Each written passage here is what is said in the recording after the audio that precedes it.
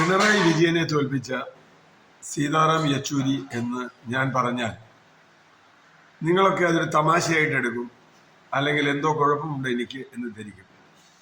എന്നാൽ ഇക്കഴിഞ്ഞ ലോക്സഭാ തെരഞ്ഞെടുപ്പിൽ പിണറായി വിജയനെ സീതാറാം യെച്ചൂരി ഒതുക്കിയിരിക്കുന്നു, അല്ലെങ്കിൽ തോൽപ്പിച്ചിരിക്കുന്നു. ഞാനിത് പറയാൻ കാരണം, പിണറായി വിജയനെ സംബന്ധിച്ചിടത്തോളം ഇടതുണ്ടെങ്കിലേ ഇന്ത്യയുള്ളൂ എന്നൊക്കെ പറയുന്നതിന് ഒരർത്ഥമേ ഉള്ളൂ.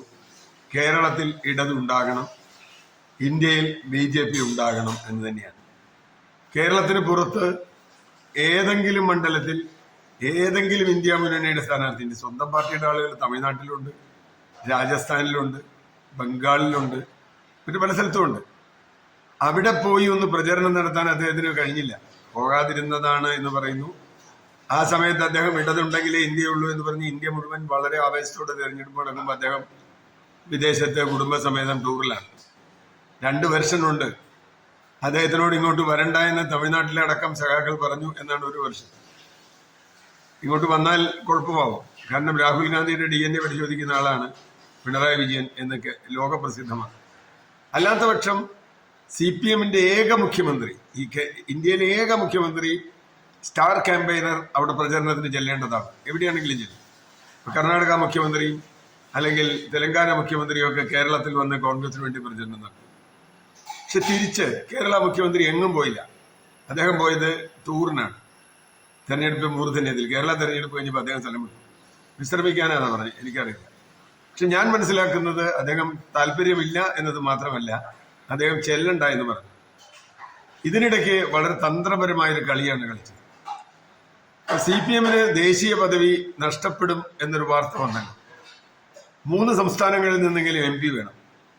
കേരളത്തിൽ നിന്ന് ചിലപ്പോൾ കിട്ടും, തമിഴ്നാട്ടിൽ നിന്ന് 2 MP-മാരെ കിട്ടും, കാരണം അത് DMK-യുടെ ഉറപ്പാണ്. മൂന്നാമതൊരു സംസ്ഥാനത്ത് നിന്ന്, അത് ബംഗാളിൽ നിന്നോ മഹാരാഷ്ട്രയിൽ നിന്നോ അല്ലെങ്കിൽ ബീഹാറിൽ നിന്നോ രാജസ്ഥാനിൽ നിന്നോ ഒക്കെ കിട്ടിയാൽ അഖിലേന്ത്യാ പാർട്ടിയാവും. CPM അഖിലേന്ത്യാ പാർട്ടി ആകരുത് എന്ന് ഏറ്റവും കൂടുതൽ ആഗ്രഹിച്ചാൽ പിണറായി വിജയന്. എന്താ ഇതിന്റെ കാര്യം? നിങ്ങൾ വിചാരിക്കും ഞാൻ വെറുതെ പറയാണ്. വെറുതെ പറയല്ല. CPM അഖിലേന്ത്യാ പാർട്ടി ആയാൽ അതിന്റെ നിയന്ത്രണം ദില്ലിയിലായിരിക്കും. എന്തൊക്കെ പേര് പറഞ്ഞാൽ ഇപ്പൊ അഖിലേന്ത്യാ പാർട്ടി എന്ന് പറഞ്ഞാൽ അതിൽ കുറെ കാര്യങ്ങൾ. അതിന്റെ ഇപ്പോൾ ഒരു സംസ്ഥാനത്ത് ചിഹ്നം അനുവദിക്കണമെങ്കിൽ, ഇപ്പൊ കേരളത്തിൽ ഒരു സ്ഥാനാർത്ഥിക്ക് അരിവാൾ ചുറ്റിക നക്ഷത്രം അനുവദിക്കണമെങ്കിൽ അഖിലേന്ത്യാ പാർട്ടിയാണെങ്കിൽ ആ പാർട്ടിയുടെ ആ സ്ഥലത്ത് നിന്നുള്ള അവര് നോമിനേഷൻ കൊടുക്കുന്ന ആളുകൾ, അവർ പറയുന്ന നോമിനേറ്റ് ചെയ്യുന്ന ആളുകളുടെ സർട്ടിഫിക്കറ്റ് വേണം. ഇയാൾ CPM സ്ഥാനാർത്ഥിയായി മത്സരിക്കുന്നു, കേരളത്തിൽ ഇന്ന മണ്ഡലത്തിൽ, തമിഴ്നാട്ടിൽ ഇന്ന മണ്ഡലത്തിൽ, രാജസ്ഥാനിൽ ഇന്ന മണ്ഡലത്തിൽ. സംസ്ഥാന പാർട്ടിയാണെങ്കിലുള്ള ഗുണം, ഇപ്പോൾ കേരളത്തിൽ എന്തായാലും CPM സംസ്ഥാന പാർട്ടിയെ തൊട്ടു ഗുണം, ഈ പാർട്ടിക്ക് ഇപ്പോൾ ഒരാൾക്ക് അരിവാൾ ചുറ്റിക നക്ഷത്രത്തിൽ മഹാരാഷ്ട്രയിൽ മത്സരിക്കണമെങ്കിൽ, അഖിലേന്ത്യാ പാർട്ടിയല്ലല്ലോ, അല്ലെങ്കിൽ ഡൽഹിയിൽ മത്സരിക്കണമെങ്കിൽ, ബംഗാളിൽ മത്സരിക്കണമെങ്കിൽ കേരളത്തിലെ പാർട്ടി സെക്രട്ടറിയുടെ കത്ത് വേണം. കേരളത്തിലെ പാർട്ടി പറയണം, ഞങ്ങളൊരു സംസ്ഥാന പാർട്ടിയാണ്, ഞങ്ങൾക്ക് ഇവിടെ ഈ ചിഹ്നമുണ്ട്, ഈ ചിഹ്നം അവിടെ കൊടുക്കണം. വേണമെങ്കിൽ കൊടുക്കാം. കാരണം നാളെ അവിടെ ഏതെങ്കിലും ഒരു തുക്കട രാഷ്ട്രീയ നേതാവ് അരിവാൾ ചുറ്റിക നക്ഷത്രം ഞങ്ങൾക്ക് വേണമെന്ന് ആവശ്യപ്പെടുകയും ഇവിടെ നിന്ന് അപേക്ഷ ചെല്ലാതിരിക്കുകയും ചെയ്താൽ അരിവാൾ ചുറ്റിക നക്ഷത്രത്തിൽ ആരും മത്സരിക്കും. ഞാൻ നല്ലൊരു ഉദാഹരണം പറയാം. കേരളത്തിലെ 2 ചിഹ്നം, കേരളത്തിൽ 2 കേരള കോൺഗ്രസ്, ഇപ്പം മാണി കേരള കോൺഗ്രസിന്റെ ഇല്ല, അങ്ങനെയാണ് ചാഴിക്കാട് മത്സരിച്ചത്. പക്ഷെ കേരളത്തിന്റെ അതിർത്തി അപ്പുറത്തേക്ക് ഇടുന്നാൽ 2 ചിഹ്നത്തിന് കേരള കോൺഗ്രസിന് ഒരു അവകാശമില്ല. അതിന് അവകാശമുള്ളത് AIADMK എന്ന് പറയുന്ന പാർട്ടിക്കാണ്. അവർക്കാണ് 2 ചിഹ്നം. ഇപ്പൊ തമിഴ്നാട്ടിൽ പോയിട്ട് കേരള കോൺഗ്രസ്സുകാർ എനിക്ക് 2 ചിഹ്നം വേണമെന്ന് പറഞ്ഞാൽ കിട്ടില്ല. അപ്പൊ ഈ സംസ്ഥാന പാർട്ടിയുടെയും അഖിലേന്ത്യാ പാർട്ടിയുടെ ഒരു വ്യത്യാസം അതാണ്. ചിഹ്നം ഇന്ത്യയിൽ എവിടെയും കിട്ടും, പക്ഷെ അതിന്റെ നിയന്ത്രണം കേന്ദ്ര നേതൃത്വത്തിലായിരിക്കും. എന്ന് പറഞ്ഞാൽ സീതാറാം യെച്ചൂരിക്ക് ആയിരിക്കും അതിന്റെ നിയന്ത്രണം, പിണറായി വിജയനല്ല. അതിനുവേണ്ടി വളരെ തന്ത്രപരമായി ഒരു കളി കളിച്ചു ആര്? യെച്ചൂരി. ആ കളിയാണ് രാജസ്ഥാനിലെ സിക്കർ എന്ന് പറയുന്ന മണ്ഡലത്തിൽ അതിഗംഭീരനായ ഒരു കോമ്രേഡാണ് അവിടെ അമ്രാ റോയ്. അമ്രാ റോയ് എനിക്ക് നേരിട്ടറിയാം. ഇവിടുത്തെ പിണറായി വിജയനോ MP ഗോവിന്ദൻ മാഷോ പോലെയൊന്നും അല്ല അവിടുത്തെ അമ്രാ റോയ്. വളരെ ചെറിയ ഒരു മുറിയിൽ സ്വന്തം അടുപ്പിൽ ചപ്പാത്തി ഉണ്ടാക്കി സ്വയം കഴിക്കുന്ന ഒരു നേതാവാണ്. അദ്ദേഹത്തിന് കാറൊന്നും ഉണ്ടെന്ന് എനിക്ക് തോന്നുന്നില്ല. ഞാൻ അദ്ദേഹത്തിന്റെ ചപ്പാത്തി വാങ്ങി തിന്നിട്ടുണ്ട് അദ്ദേഹത്തിന്റെ അവിടെ പോയി. എന്ന് പറഞ്ഞാൽ അത്ര ലളിതമായി ജീവിക്കുന്ന ഒരാളാണ്. അമ്ര റോയിയെ സിക്കർ എന്ന് പറയുന്ന മണ്ഡലത്തിൽ സ്ഥാനാർത്ഥിയാക്കണമെന്ന് പിണറായി വിജയൻ അറിയാതെ അല്ലെങ്കിൽ അദ്ദേഹത്തിന് മറികടന്നുകൊണ്ട് സീതാറാം യെച്ചൂരി രാഹുൽ ഗാന്ധിയുമായി ഒരു കരാറുണ്ടാക്കും. ഇത് കേട്ടാത്തൊന്നും സിക്കറിൽ എന്തോ CPM ഭയങ്കര വോട്ടുണ്ട്. സിക്കറിൽ കഴിഞ്ഞ തെരഞ്ഞെടുപ്പിൽ 31,000 വോട്ടാണ് CPM ഈ അമ്ര റോയി മത്സരിച്ച് കിട്ടിയത്. പക്ഷെ 4,90,000 വോട്ട് അവിടുത്തെ കോൺഗ്രസ് സ്ഥാനാർത്ഥിക്ക് കിട്ടി. ഇപ്പൊ 2 ഭിന്നിച്ച് നിന്നുകൊണ്ട് അവിടെ BJP ജയിച്ചു. ഇത്തവണ കർഷക സമരത്തിന്റെ വലിയ ആവേശം കേരളത്തിൽ CPM-കാർക്ക് കർഷക സമരം എന്താന്ന് തന്നെ മനസ്സിലായിട്ടില്ല. കേരളത്തിന് പുറത്തുള്ളവർക്ക് ഇവിടെ ഒന്നും ഉണ്ടായിട്ടില്ല. ഇവിടെ കർഷകർക്ക് ഒരു പ്രശ്നമില്ല, ആത്മഹത്യ മാത്രമേ ഉള്ളൂ. നെല്ല് കൊടുത്ത പൈസ പോലും കിട്ടില്ല.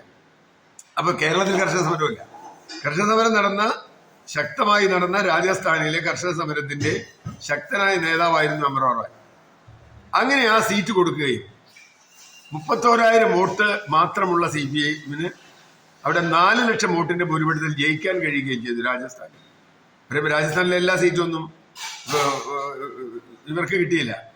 കോൺഗ്രസിന് കിട്ടിയത് കുറച്ച് സീറ്റേ ഉള്ളൂ. ആ കിട്ടിയ സീറ്റിൽ ഒന്ന് ഇന്ത്യ മുന്നണിക്ക് കിട്ടിയ സീറ്റിൽ ഒന്ന് സിക്കാറാണ്.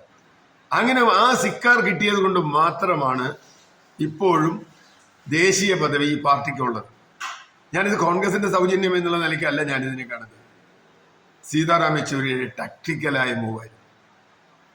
അവിടെ ഒരു കാരണവശാലും പിണറായി വിജയൻ ചെല്ലരുതെന്ന് പറഞ്ഞു. കാരണം അവിടെ പോയിട്ട് രാഹുൽ ഗാന്ധിയുടെ DNA പരിശോധിക്കണം എന്ന് പറഞ്ഞാൽ പിന്നെ സ്ഥാനാർത്ഥി കെട്ടിവെച്ച് വായിച്ചിട്ടില്ലേ.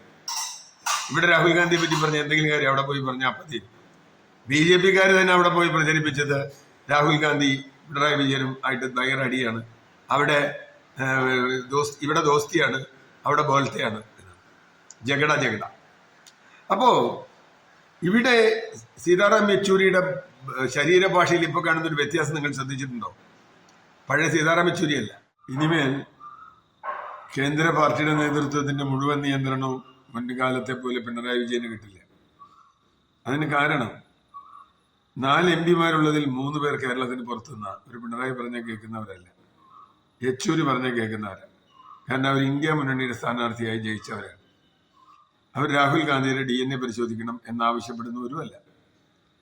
അപ്പോൾ തീർച്ചയായിട്ടും അഖിലേന്ത്യാ തലത്തിൽ ഇന്ത്യ മുന്നണിക്കുണ്ടായ വലിയ വിജയത്തിൽ ആഹ്ലാദിക്കുന്നവരാണ്. പിണറായി വിജയനെ പോലെയല്ല, യെച്ചൂരിയുടെ നിലപാടുള്ള ആളുകളാണ്.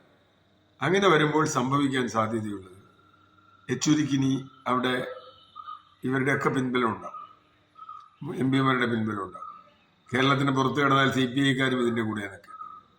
അപ്പൊ ചുരുക്കത്തിൽ യെച്ചൂരി ശക്തനാവുകയും കേരളത്തിലെ തെരഞ്ഞെടുപ്പിലെ പരാജയത്തിൽ എന്തുകൊണ്ട് നമ്മൾ തോറ്റു എന്ന് ശങ്കരാടി ലൈനിലെ ചർച്ച വരുമ്പോൾ കേവലം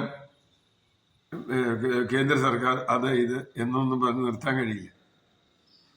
കൃത്യമായും കേരളത്തിൽ തോൽവിക്ക് കാരണങ്ങൾ എന്ത് എന്ന് ബോധ്യപ്പെടുത്തുകയും അതിന് യഥാർത്ഥ കാരണം നമ്മൾ അന്വേഷിച്ച് ചെന്നാൽ ഒരു കാരണക്കാരനില്ലാതെ നിൽക്കും.